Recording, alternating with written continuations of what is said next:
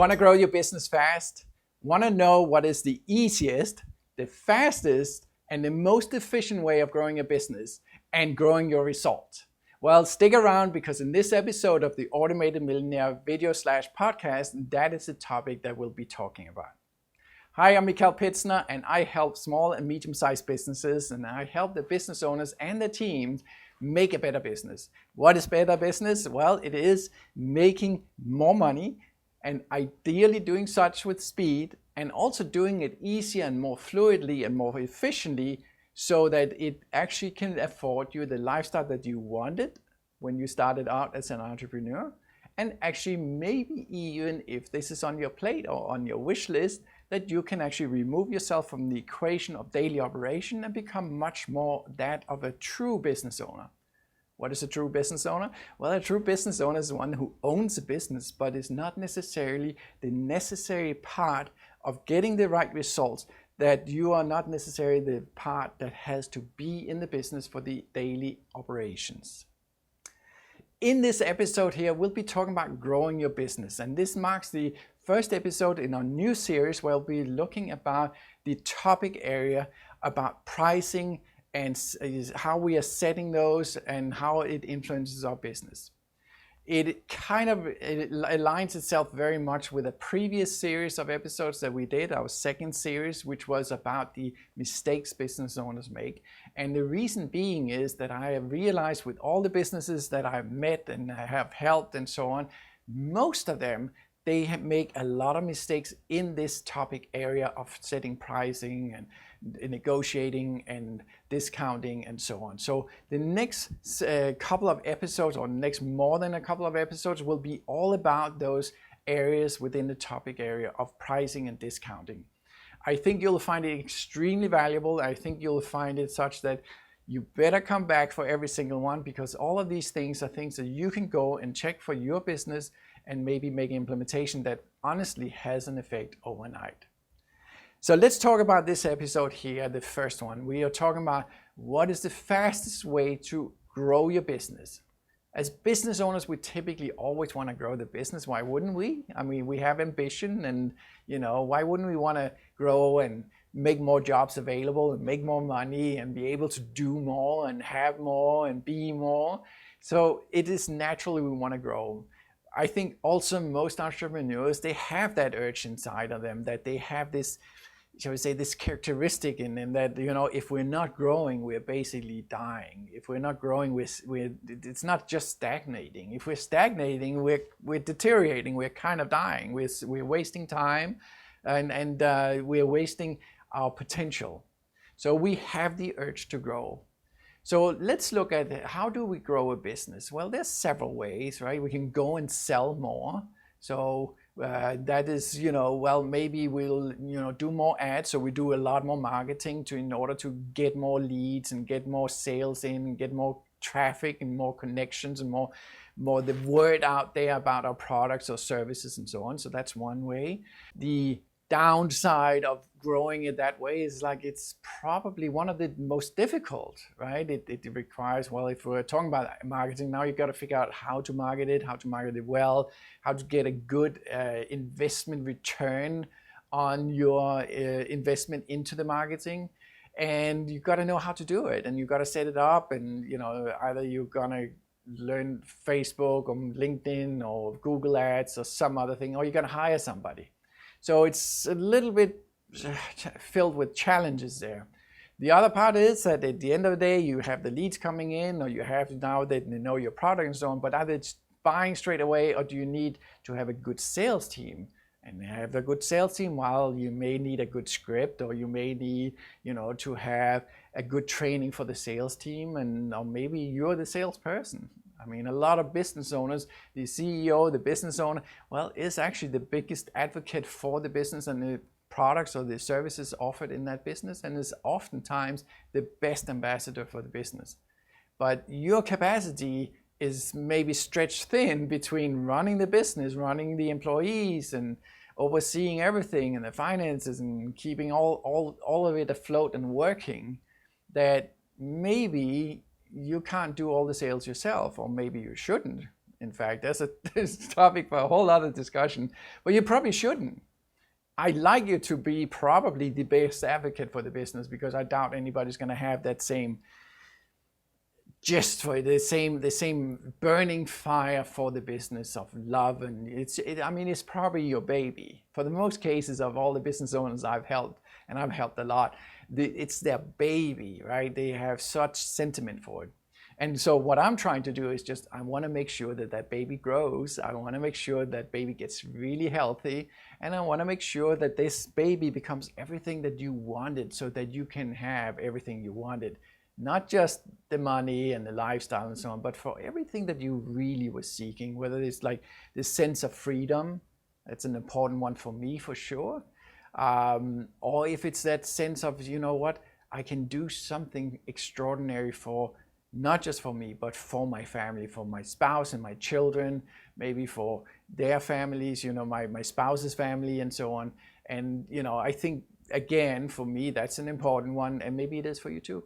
Maybe sometimes you have a cause. Maybe you want to, clean up the pollutants in the world. And, guess what? With more money, we can do more. We can fund more projects, or we can raise interest for it in an easier way than it is just to kind of like try to go viral with the story of whatever cause you have.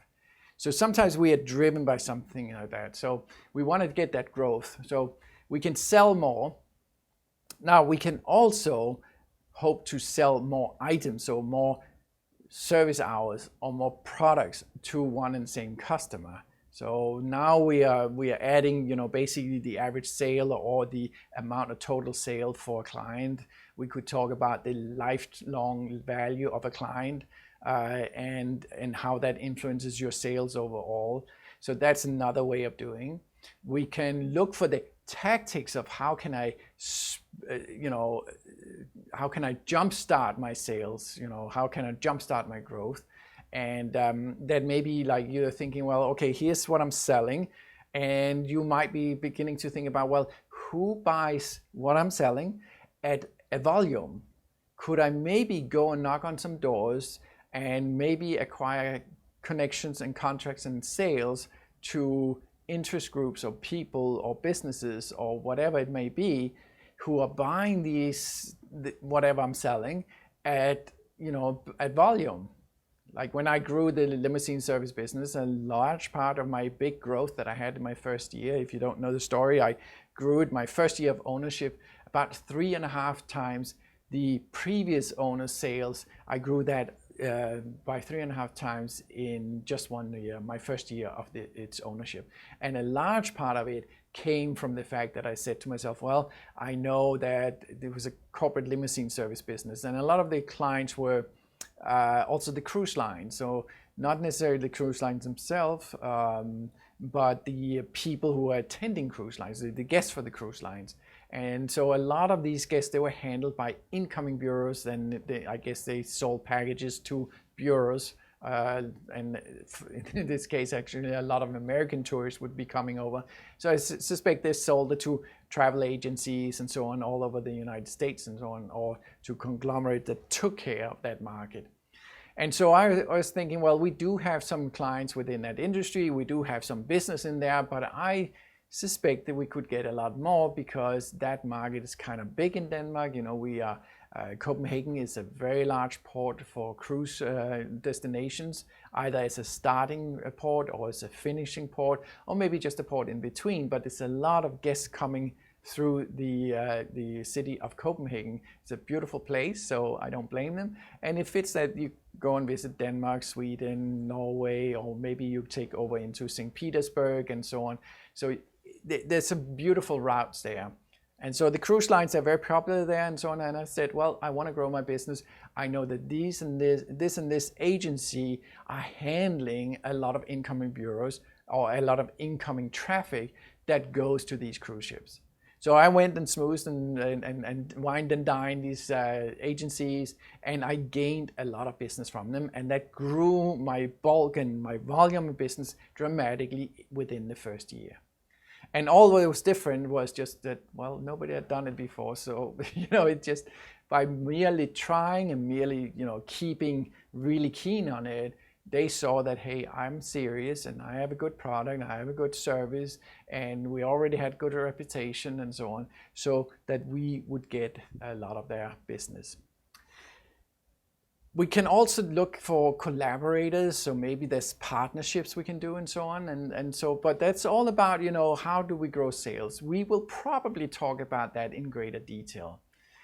But again, anything that is about growing sales is, it's not the most efficient, it's not the one that's most effective either, and it's not the easiest. So let's just cut to the chase. Let's talk about what is the easiest? Well, you may or may not be surprised, but the easiest is quite simply, if you do have an existing business, so you do actually have traffic that comes through your business and buys your products or your services, if you do have a recurring revenue every year and so on, and so you have sales, the best way of actually getting more sales or more dollars right away, so again, it's the most efficient, it's the most effectful, and it is the easiest way, is actually changing your prices.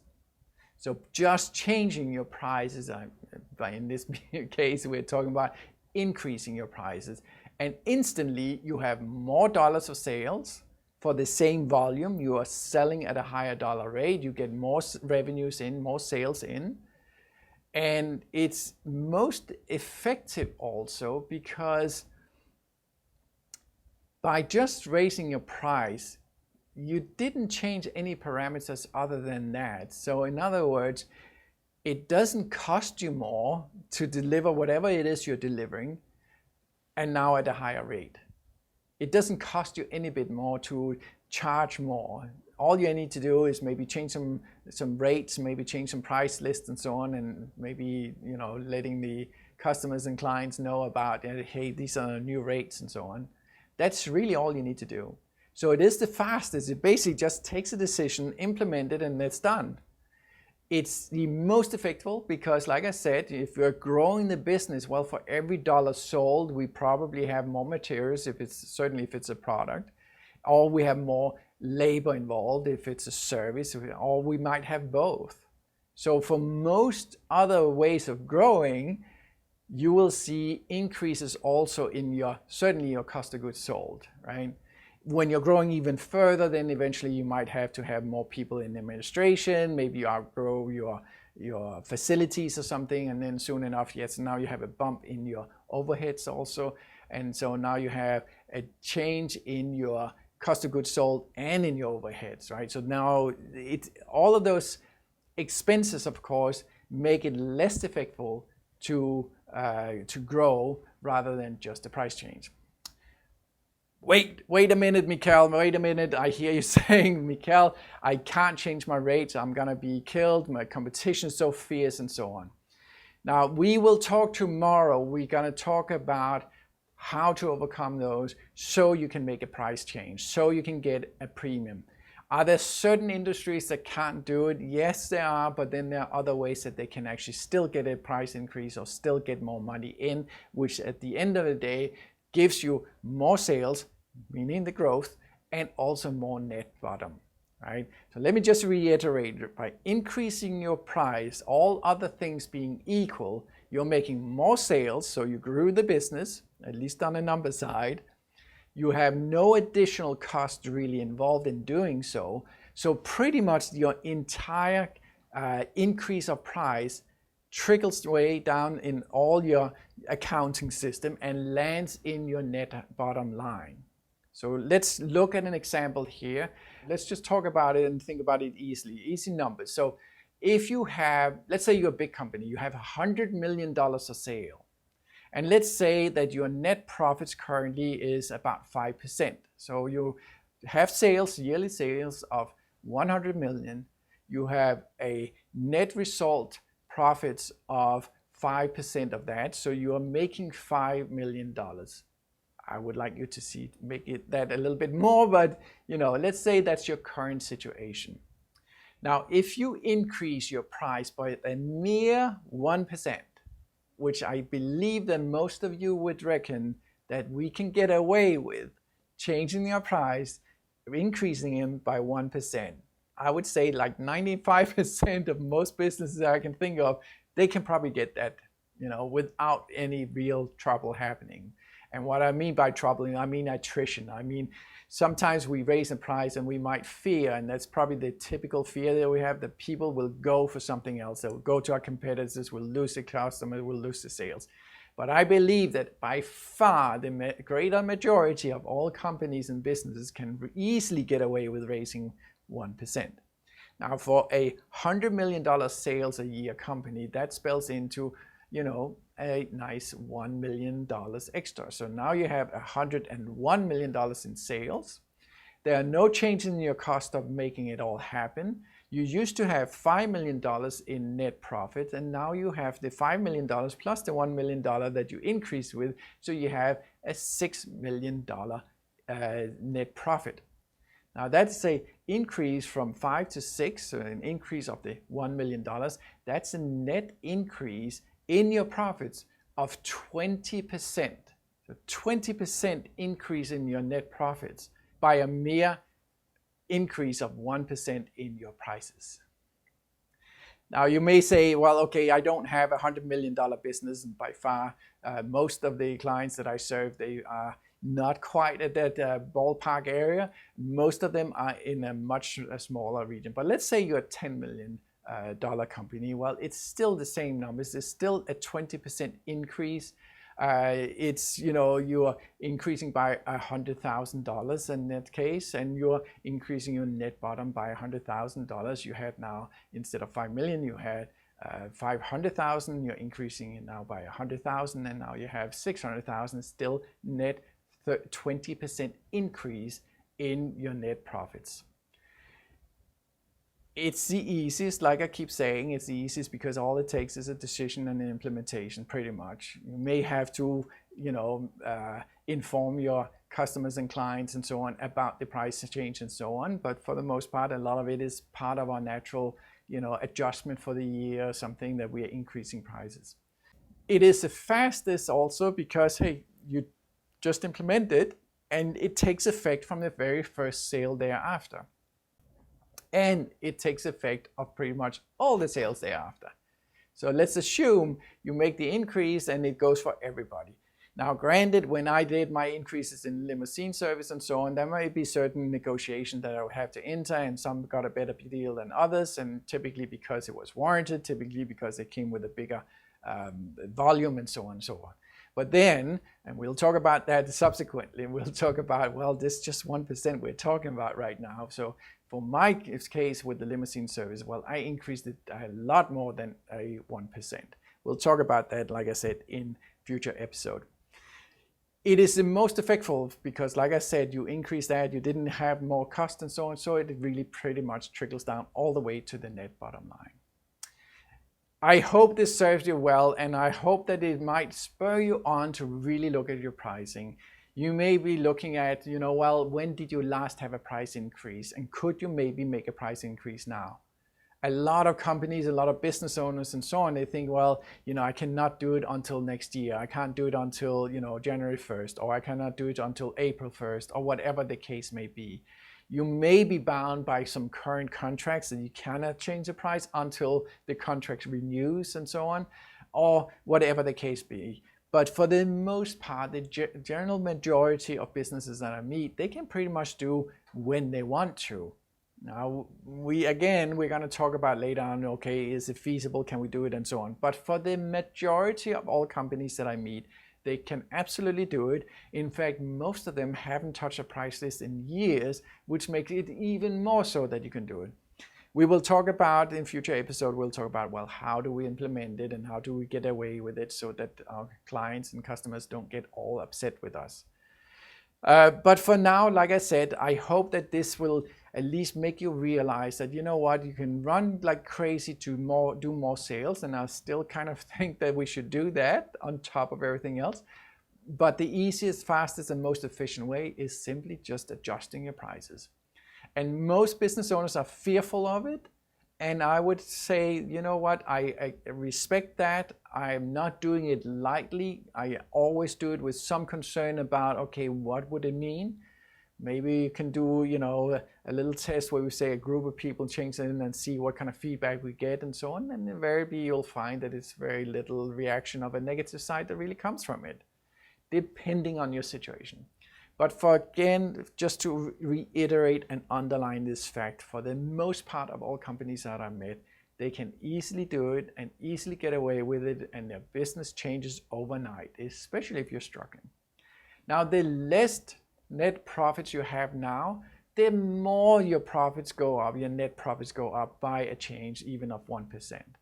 Of course, we'll be talking about in future episodes that I probably won't suggest that you just change it by 1%. It depends a little bit about what you're selling.